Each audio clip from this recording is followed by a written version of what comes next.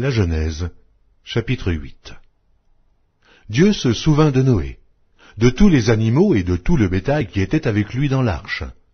Et Dieu fit passer un vent sur la terre, et les eaux s'apaisèrent. Les sources de l'abîme et les écluses des cieux furent fermées, et la pluie ne tomba plus du ciel.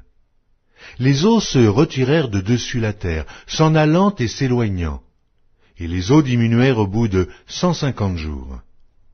Le 7e mois, le 17e jour du mois, l'arche s'arrêta sur les montagnes d'Ararat.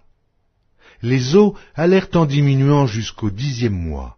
Le 10e mois, le 1er jour du mois, apparurent les sommets des montagnes. Au bout de 40 jours, Noé ouvrit la fenêtre qu'il avait faite à l'arche.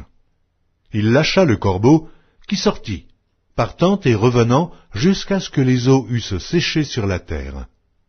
Il lâcha aussi la colombe pour voir si les eaux avaient diminué à la surface de la terre.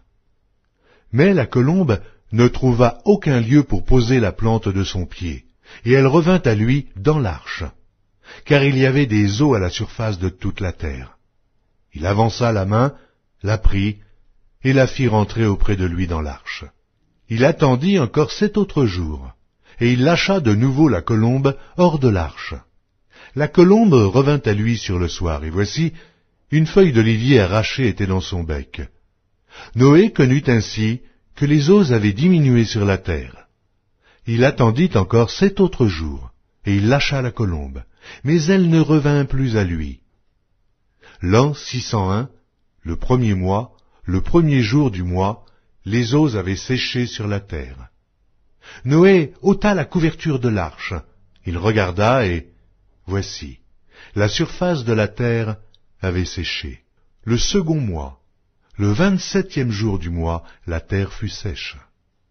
Alors Dieu parla à Noé en disant, « Sors de l'arche, toi et ta femme, tes fils et les femmes de tes fils avec toi.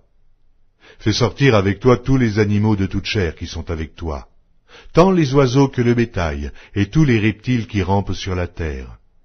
Qu'ils se répandent sur la terre, qu'ils soient féconds, et multiplient sur la terre. » Et Noé sortit, avec ses fils, sa femme, et les femmes de ses fils.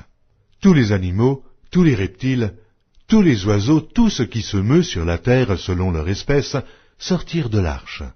Noé bâtit un autel à l'Éternel. Il prit de toutes les bêtes pures et de tous les oiseaux purs, et il offrit des holocaustes sur l'autel. L'Éternel sentit une odeur agréable, et l'Éternel dit en son cœur, « Je ne maudirai plus la terre à cause de l'homme, parce que les pensées du cœur de l'homme sont mauvaises dès sa jeunesse. Et je ne frapperai plus tout ce qui est vivant comme je l'ai fait. Tant que la terre subsistera, les semailles et la moisson, le froid et la chaleur, l'été et l'hiver, le jour et la nuit ne cesseront point.